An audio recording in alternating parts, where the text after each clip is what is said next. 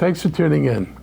With the start of the new school year nearly upon us and the beginning of fall sports and practices commencing, it's a good time to address the future of our athletic fields and why we continue to invest in plastic artificial turf over natural grass.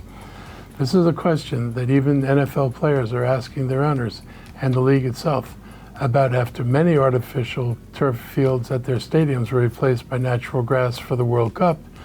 Why are they resorting back to artificial fields for the football season? When elite athletes who have millions of dollars at stake with their own health are asking for natural turf, I think it's a question we need to address as well. Just this year, while reviewing the capital improvements project request from Montgomery County Public Schools, my recommendation was to utilize natural grass fields over artificial turf. The Council's Education and Culture Committee agreed with me that natural grass should be prioritized, but the overall council decided to leave that decision to the Board of Education.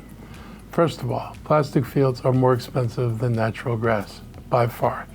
This chart from a 2025 Montclair State University study of artificial versus natural grass fields that shows how the cost of natural grass is cheaper over time.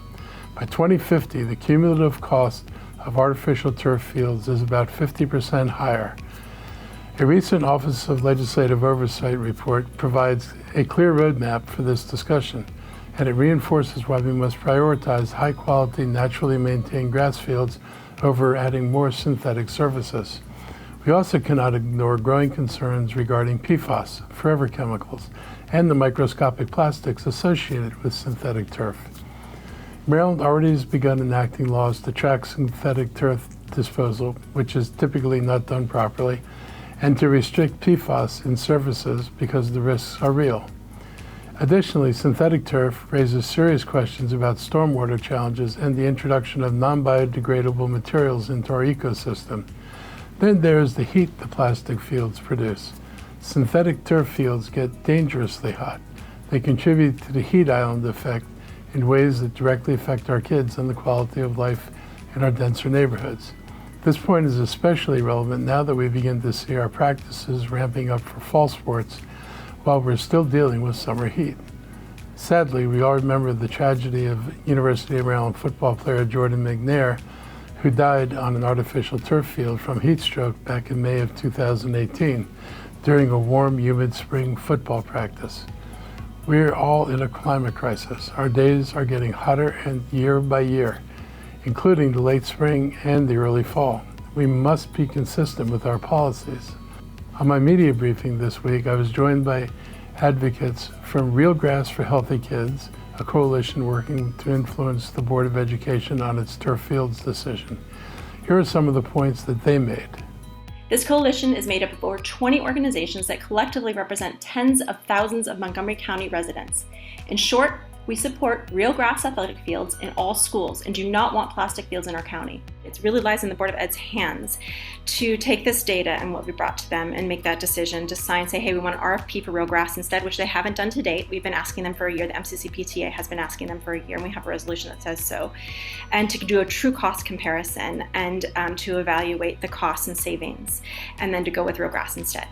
This organization that I work with, EcoMoco, we're currently running a testimony drive in order to get students up in front of the Board of Education during tomorrow's meeting. And we've also been submitting written testimony and just trying to get in touch with them just to share the student perspective and emphasize that although we appreciate the convenience of turf fields, there is a real concern from students and student athletes about their health and the health of the environment. So it's a growing effort for sure. We're trying to rally the troops, but we have certainly been beginning to work with the Board of Education on this. In more bad news from the Trump administration, now they want to make widespread changes to one of the most successful education programs for young people in the United States, the Head Start program. And it shouldn't be a surprise that these decisions completely disregard the welfare of children most in need and is another attack by this administration on the poor and the working class.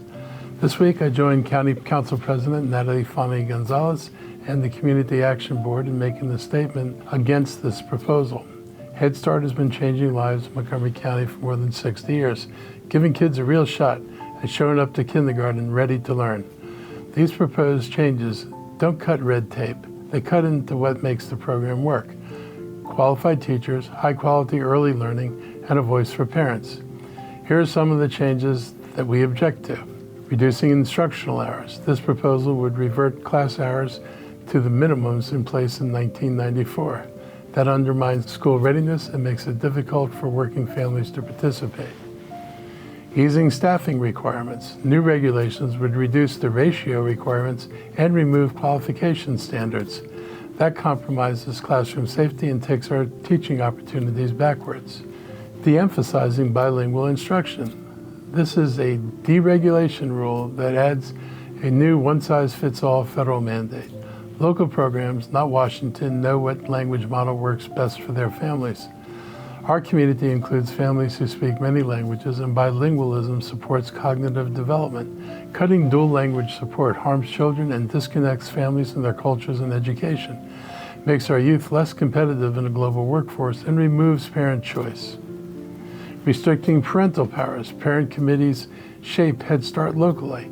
This proposal makes them optional and strips their decision-making authority. And again, this is from an administration that says they support parent choice. More cost for local governments and taxpayers. The federal government is trying to shirk responsibility for funding early childhood education by capping the administrative cost it's willing to pay at 5%. That undercuts funding for staff training, mental health support for children and staff, and the comprehensive services that some of our families need. Our staff is already overextended. Placing unnecessary caps on their ability to function seems like a justifiable way to do less good work in our community, not more. Each year, Head Start in Montgomery County serves approximately 1,000 children across MCPS and community-based programs. About 63% of enrolled children come from multilingual households, reflecting the rich diversity of our community.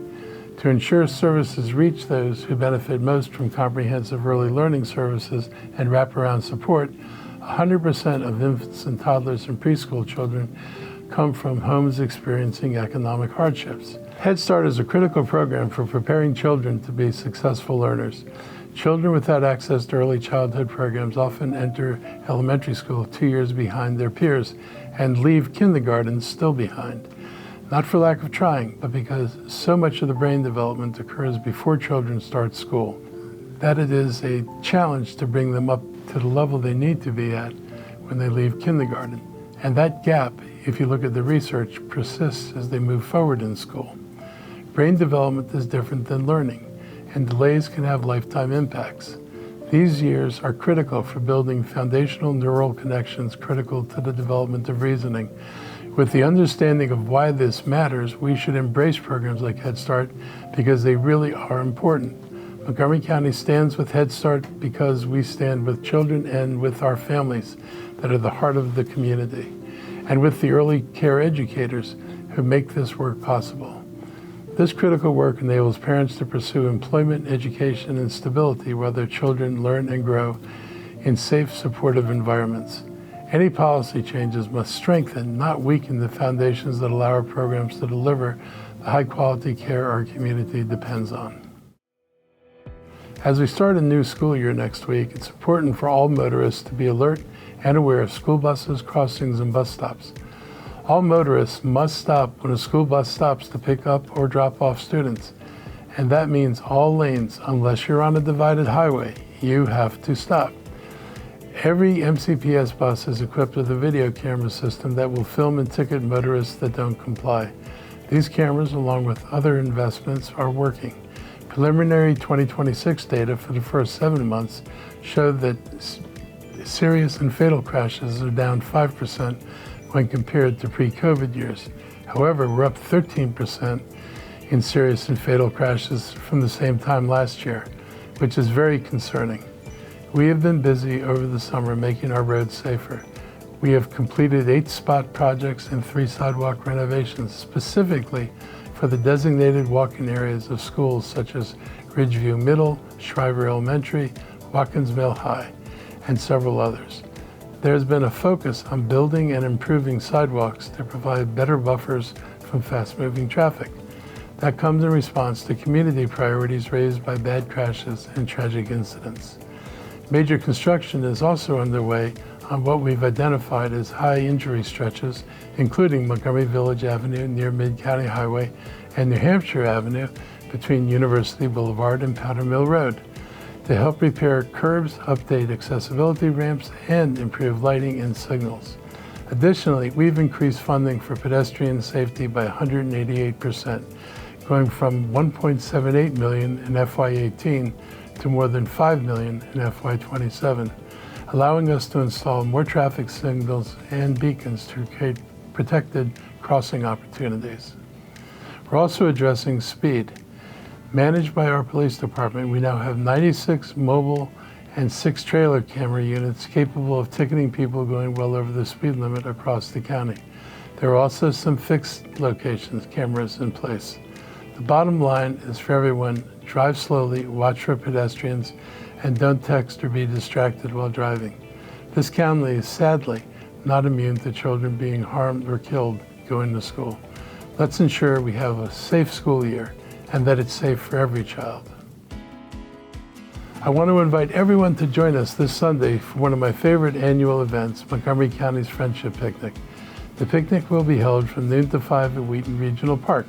It's free, there's no registration required, and there'll be food, live music, dancing, and plenty of activities for kids and families. But the reason we hold this event is especially important right now. Montgomery County is home to people from all across the country and all across the world, representing many different cultures, religions, and backgrounds. Unfortunately, we continue to see people targeted or made to feel unwelcome because of who they are, where they were born, or how they worship by our president and his administration and their policies. And that's contrary to the core values of this county and the country, for that matter. The Friendship Picnic gives us a chance to meet our neighbors, learn about each other, and celebrate the diversity that has made Montgomery County a stronger and more interesting place to live.